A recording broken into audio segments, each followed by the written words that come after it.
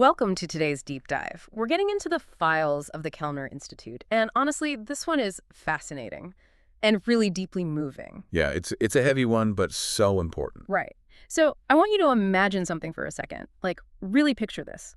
Imagine if you couldn't just guess what your best friend or, your partner was feeling. Which is what we normally do, right? Exactly. We see them crying, and we get that familiar sympathetic pang in our chest, and we try to reconstruct their experience inside our own head. But imagine if that boundary completely vanished. Just gone. Gone. You physically feel their 3 a.m. loneliness, Yeah. or their sudden burst of joy, or just suffocating grief, exactly as if it were happening to you. And we should clarify, not as some poetic metaphor. Right.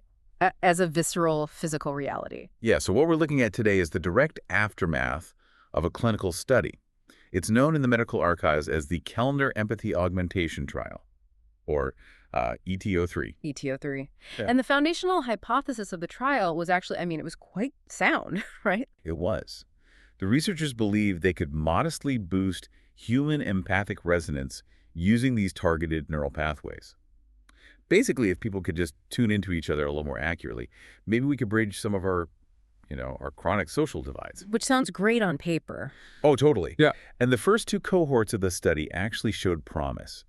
Participants became slightly more attuned, a bit better at reading a room or like identifying underlying emotions in their families. Okay, let's unpack this, because cohort 3 is where that modest, controlled experiment just completely broke the boundaries of human neuroscience. Broke it wide open. Yeah, the outcome shifted drastically for 12% of the participants in that third cohort. Which was what, 31 people? Exactly 31 people. The augmentation did not produce a modest increase. It triggered a massive cascade effect that neuroscientists at the Institute termed runaway integration. Runaway integration? That just sounds ominous. Yeah, it really does. The neural treatment didn't just raise the ceiling on their capacity for empathy. It dissolved the ceiling entirely. Wow. So our mission today is exploring the fallout of that exact phenomenon. We're specifically looking at one woman's journey through this runaway integration because her case fundamentally challenges how we think about connection. It really flips the script. It does. She presents this incredible argument that the emotional walls we build between ourselves and the rest of the world might not actually be protecting us. They might be imprisoning us. But to really grasp the sheer scale of the empathy we're talking about, we have to look at the immediate crisis first. We have to look at what happens when the human brain is suddenly flooded with the unfiltered emotional reality of every single person within a multi-block radius. Because the Institute was completely unprepared for this. Oh, completely. They had to rapidly construct a specialized ward just to house these extreme cases, just to keep them alive. They called it the liminal wing. The liminal wing. And the architectural details of this place really emphasize how terrifying this was for the patients. The ward was run by a psychiatrist named Dr. Yoon Siwayan, and her primary objective was just to absorb external stimulation. Yeah, it was basically engineered to be a sensory deprivation tank for emotions. Exactly. Like, they painted the corridors this very specific warm gray that they literally named Whisper, because even vibrant colors carried too much emotional resonance for the patients. It's wild to think about color being too loud emotionally. Right. And they poured these thick, rubberized floors designed to absorb footsteps like a dense fog. Every single design choice was an attempt to give these residents just a fraction of a second of relief from the deafening noise of other human beings. Because the stakes were catastrophic. It wasn't just, psychological discomfort. 2 patients from the trial had already died from cardiac arrest. Which is just... I want to pause on that because it's so hard to comprehend. They died from feeling too much. Yes, induced entirely by acute empathic stress. Their hearts literally gave out because they were processing the panic or the pain of people they didn't even know. The neural load was unsurvivable. The human nervous system simply was not built to metabolize the suffering of an entire hospital staff and the surrounding neighborhood all at once. Yeah, and some of the survivors only managed to stay alive by fleeing into extreme isolation. Like, the files detail the case of a former architect named Daniel Cho. Right, Daniel. His story is intense. It really is. He managed to calculate his exact empathic radius. Like, the specific distance at which the emotional signals finally faded to a manageable hum. And what did he do? He completely abandoned his life in the city, moved out to a barn where he secured exactly 300 meters of empty farmland in every possible direction. 300 meters. Yes. That was the physical buffer he required just to exist without feeling another human being's internal life. 300 meters of pure, invisible emotional reception. That is staggering. Which brings us to the resident in room 7 of the liminal wing, Sera Okafor. Yes, sir. She was a 31-year-old former music teacher, and her experience in that whisper gray room is really what we're going to spend our time dissecting today. She was categorized as the most sensitive empath on record. Out of all 31 of them. Yes, exactly. Dr. Yoon kept a physical status chart for everyone on the ward just to track their stability. And for most patients, the goal was to get them to a rating of stable 1. Which essentially meant what? Heavily sedated. Yeah, sedated or sleeping, because sleep offered a temporary reprieve. But Sarah's chart almost never said stable 1. It simply read, present. Present, meaning she stayed awake almost constantly. Yeah. And the reason it's fascinating, but also kind of horrifying, because falling into REM sleep actually lowers your psychological defenses. Right, you let your guard down. Exactly. For Sera, giving into sleep meant she lost the conscious ability to brace herself against the tide. If she fell asleep, she was forced to dream the dreams of everyone else on the floor. Oh, wow. Yeah. She would sit awake in room 7, physically experiencing a resident named Milo's recurring dreams about drowning in the ocean. Or she would just be hit by another resident's desperate, waking, longing for a daughter they couldn't see. If we look at the mechanics of what was happening in her head, it really helps explain the severity. So Dr. Yun and the clinical neuro team were running constant functional MRIs, and they were tracking a rapid thinning of the response dampening structures in Sera's anterior insula. Okay, so for those of us who aren't reading brain scans every day, what does the anterior insula actually do in a typical brain, and why is it thinning such a big deal? What's fascinating here is think of the anterior insula as a highly sophisticated firewall, or like a volume knob for social processing. Okay. In a typical brain, when you see someone slam their finger in a door, your mirror neurons fire so you understand their pain.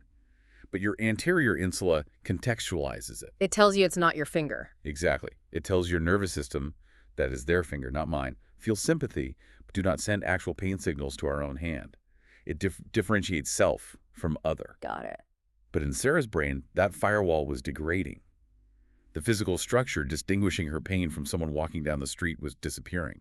So it's the neural equivalent of an electrical circuit trying to process infinitely more current than the wire is rated to carry. Well, the wire is going to melt. Right. So what does this all mean for Sera? Is her brain just going to burn out from feeling the entire city? I mean, she's actively dying in that room. She is, which forces the medical team to take drastic action. Dr. Marcus Elroy, one of the lead neurologists, designs a pharmacological and neural intervention. They dub the Phase 2 protocol. Phase 2 protocol sounds intense. It is a highly targeted suppression system. The objective is to artificially rebuild that firewall in the anterior insula. They want to put the pane of glass back up between the empaths and the rest of the world so their nervous systems can reset. I mean, that seems like the only rational medical response to this crisis. You have a patient whose brain is tearing itself apart. You engineer a fix. You think so? But Sera absolutely refuses to take it. She tells Dr. Yoon point blank no. Over the course of 8 months, the medical team offers her the life-saving protocol 6 different times, and she rejects it every single time. Her reasoning for refusing the treatment challenges the entire foundation of psychiatric medicine. Really? How so? Well, Sera argues that the emotional firewall we all carry around in our heads is not a protection mechanism. She actually refers to it as an amputation. An amputation. Yeah. She tells Dr. Yoon that society just walked around for millennia calling that amputation normal, simply because everyone suffered from it. Wait, but she's dying. It makes total sense that Dr. Yun and Dr. Marcus want to save her life. I really struggle with her logic here. I mean, she's sitting on the rubberized floor of a sensory deprivation ward, slowly dying from the trauma of everyone around her, and she's calling the cure an amputation. I know, it sounds extreme. Isn't Sera just romanticizing her own suffering? I get that she applied for the trial originally because she felt like people were close to each other but couldn't reach each other. She wanted to bridge that gap. But romanticizing her current state feels like a trauma response. She has a lethal condition. You can't just let a patient die for a philosophical point. The ethical dilemma you are pointing out is exactly what Dr. Marcus Elroy and Dr. Yun were wrestling with. Standard medical ethics dictate that you must intervene to save the patient from harm. Right, do no harm. But Dr. Elroy starts to question the definition of harm in this specific context. He asks the ethics board, Are we designing a door forward, or are we designing a door back to a room that no longer exists? Okay, wait. What does he mean by a room that no longer exists? He means that if they force this suppression protocol on Sarah, they aren't just curing a disease, they are actively erasing a brand new human capacity. Standard ethics assume the doctor and the patient share the same experiential reality, that the doctor knows what a healthy baseline is. But Sarah is way past that baseline. Exactly. She is experiencing a baseline of reality that they cannot even fathom. She points out that going back to her prior normal state means deliberately choosing not to hear the answer to the very problem the trial was trying to solve. Why humans can't reach each other. Yes, she actually says at one point that the pain of feeling everyone else's trauma isn't the worst part. The worst part is how much tenderness the world requires and how little it gets. Wow. That is a profound observation, but Dr. Yin pushes back on her, and honestly, I side with Dr. Yin. She tells Sarah that dying to make a point is a waste of a life. If you burn out, you can't help anyone anyway. And that impasse between saving her life and respecting her new capacity seems unsolvable, until the medical data introduces something entirely unprecedented in human neuroscience. Yes, this is where it gets crazy. A neuroimaging specialist named Dr. Ifeoma Adeyemi, alongside a researcher named Jun Lee, starts noticing an anomaly in Sarah's latest functional MRIs. Because they realize the brain isn't just degrading. Something else is happening alongside the thinning of the insula. The hippocampus, the region of the brain typically associated with spatial navigation, memory, and contextual mapping. It's building compensatory pathways. So it's adapting. Strongly. The brain isn't just taking the damage, it is actively routing around the altered insula and constructing an entirely new neural architecture to handle the data load. Dr. Adeyemi compares it to the explosive neural development we see in early adolescence. So it's not breaking down, it's building up. And Sarah can actually feel this structural shift happening in real time. She starts developing a practice she calls navigation. Navigation, right? Yeah. She reaches out to Daniel, the architect, living out in his 300-meter farmland isolation, and she asks for advice. And Daniel tells her something brilliant. He says that when you're thrown into the ocean, if you thrash around and fight the water, you exhaust yourself and sink. Which is what everyone was doing. Exactly. But if you stop fighting the water and start moving through it, you stay afloat. He tells her to stop trying to rebuild the wall in her mind and start using the whole spatial capacity of her brain. And because Sarah had spent those 8 months refusing the suppression protocol, refusing to fight the opening of her mind the way the other patients instinctively did, her integration and this hippocampal mapping are happening much faster. She was already doing the work. Right. And the clinical team witnesses a huge breakthrough in the ward's common room one evening. Sarah is sitting there, and she registers Jonas, a fellow patient, experiencing a moment of quiet contentment in his room down the hall. Oh, I love this part. And simultaneously, she feels another patient, Rio, feeling this spark of amusement over an old logistics app on his phone. But the critical difference here is how she experiences those emotions. She feels them, but she feels them as distinctly theirs. It's no longer this blurry, deafening roar of overlapping trauma tearing her apart. She can differentiate the signals. Yes. She describes it to Dr. Yun as feeling Jonas's contentment and Rio's amusement, allowing those feelings to exist entirely within her own body, but letting them belong to them. Her own selfhood, her own core identity, remains intact and distinct. That's incredible. And to prove to the medical team that she isn't just dissociating, that this isn't a fluke, she asks Dr. Yen to take her outside the liminal wing. She wants to go to the city canal. The description of this scene is just beautiful. It's a cold November morning. They walk out of the whisper gray corridors into the biting air and stand at the edge of the water looking at a commercial building on the opposite bank. Right. And Sarah points to the building and tells Dr. Yoon about a tired night watchman inside. For weeks from her room, she had been feeling his chronic shame, mixed with this incredibly quiet, profound love he held for his daughter. Yeah, someone he couldn't see. Standing there by the canal, she realizes that this man and every single person walking past them on the street is walking around full of these complete, beautiful, complex interior lives, whether anyone is in range to feel them or not. It's a pivotal realization. The world is saturated with meaning. And Sera provides the medical team with a metaphor that completely reframes the trial's failure. Oh, her analogy here is so powerful. She tells the ethics committee to imagine living your entire life in a dimly lit room. Your eyes are completely adjusted to the dark. Then suddenly, someone rips the ceiling off the room and you are staring directly into the midday sun. It's blinding. It is agonizing. It feels like you are being destroyed. But the cure for that pain isn't to put the ceiling back on. The cure is to let your eyes adjust to the light. If we connect this to the bigger picture, Here. the trauma she suffered over the last year wasn't caused by the empathic connection itself. It was the violent collision between this new connection and her old psychological barriers that were trying to reject it. Her eyes just needed time to adjust. And the data proves her eyes are adjusting. Hmm. The ethics committee reviews Dr. Adeyemi's scans. They see the sustained long-term stability of this new neural architecture in her hippocampus. They can't deny the physical proof. Exactly. They listen to Sera's testimony, where she argues that the walls humans build aren't the fundamental truth of reality. They are just a temporary coping mechanism to make life survivable. But she has successfully built another way to survive that doesn't require shutting the world out. Wow. So, faced with this evidence, the committee officially suspends the suppression protocol for her case. Which means she gets to live on her own terms. After a full year inside the liminal wing, Sera Okafor is discharged. She moves out into the city, taking a ground floor apartment. She even asks for a slightly out-of-tune piano. I love that detail. Yeah. She plays it in the evenings because she finds that the city's emotional field tends to settle into a wider, steadier, almost musical rhythm as the sun goes down. Her survival is a medical marvel, Yeah. but, it immediately raises a deeply practical question. Right. Here's where it gets really interesting. What is this capacity actually for? How does someone with a 300-meter radius of unfiltered human emotion function in everyday society? Holding down a job, going to the store, living a life. That's exactly what I was wondering. If you can feel everyone's anxiety at the grocery store, how do you buy milk without collapsing? But she discovers a purpose for it, and it completely upends how we normally deal with other people's pain. She discovers the power of pure accompaniment, witnessing. Witnessing, yes. There is a story in the files where she goes to a Friday morning market. She encounters an older woman running a vegetable stall. And from 20 feet away, Sera can feel the heavy, ongoing, suffocating worry this woman is carrying about her life. Notice what Sera doesn't do here. She doesn't offer advice. No. She doesn't ask intrusive questions or try to solve the woman's financial or family problems.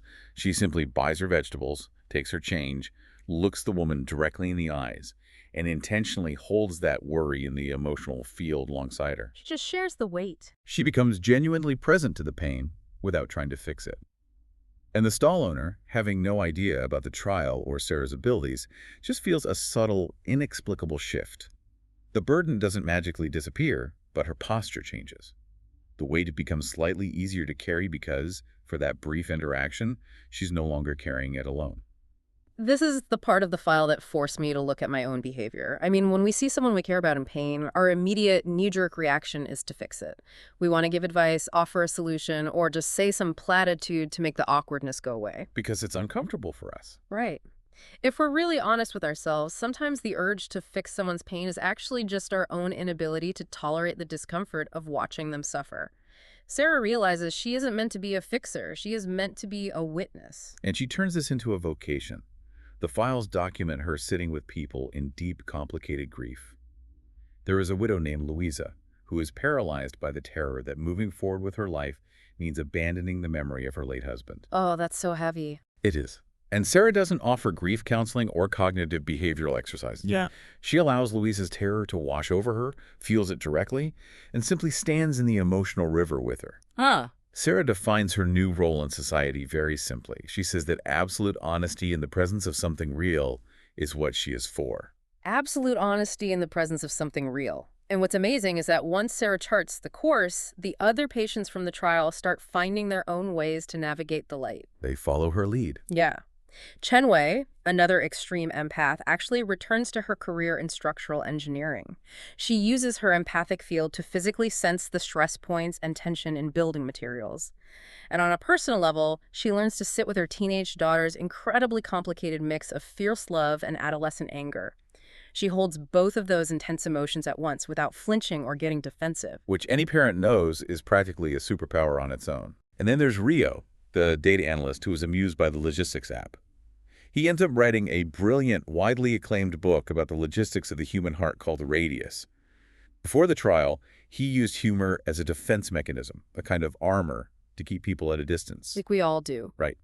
Post-integration, he takes that same humor and turns it into a shared tool for making the absurdity of human existence sustainable for everyone else. Even Dr. Yin is fundamentally changed by witnessing this. The psychiatrist who spent her entire highly trained career building professional clinical walls between herself and her patients completely revises her practice. She wrote a whole paper on it. She did. She published a groundbreaking paper arguing that therapeutic boundaries shouldn't be the ultimate goal of psychology. They are just necessary tools to keep the clinician from burning out. But true, unfiltered presence should always be the North Star. June Lee, the researcher who helped discover the hippocampal pathways, provides the best synthesis of what Sera and the others achieved. They prove that a fundamental shift in how we understand human identity is possible. Because we normally conceptualize the self as a wall, right? Exactly, like a castle wall. You build it high and thick to keep the invading forces of the outside world at bay. But Lee argues that identity is actually much more like a tree. A tree. Yeah. The wind, the rain, and the seasons pass right through the branches, moving them and shaping them. But it remains a tree, distinct and whole, not because it blocks the wind, but because of the depth of its roots. Permeability is not the opposite of identity. Permeability is what identity looks like when it has finally found its ground. A tree with roots instead of a wall. That is such a powerful paradigm shift. So why does the Kellner trial matter to you listening to this right now? I mean, we obviously weren't injected with targeted neural pathways. We don't have a 300-meter empathic radius. Not quite, no. But every single day, we all navigate the space between self and other. We all build psychological walls to survive the sheer overwhelm of the news cycle, the city streets, our workplaces, and sometimes even our own homes. We all do it. We do. We all have people in our lives whose pain we try to quickly fix with a piece of unsolicited advice instead of just having the courage to stand in the river with them and witness it. The files of ET03 really challenge us to examine the architecture of our own separation. We naturally assume that the emotional barriers we maintain are the absolute truth of reality. We assume that feeling separate from one another is just the human condition. But Sera Okafor's brain suggests something entirely different. What if our walls are just temporary scaffolding? Scaffolding built to help us survive the construction phase until we are strong enough and rooted enough to truly connect without losing ourselves. If the walls keeping us isolated from each other are just temporary scaffolding, here is a thought to carry with you today. What would actually happen if you tried taking down just one piece of your own scaffolding? If you stopped trying to fix and stopped trying to deflect, what might you hear from the people around you that you've been tuning out all along? What happens when you finally let your eyes adjust to the light?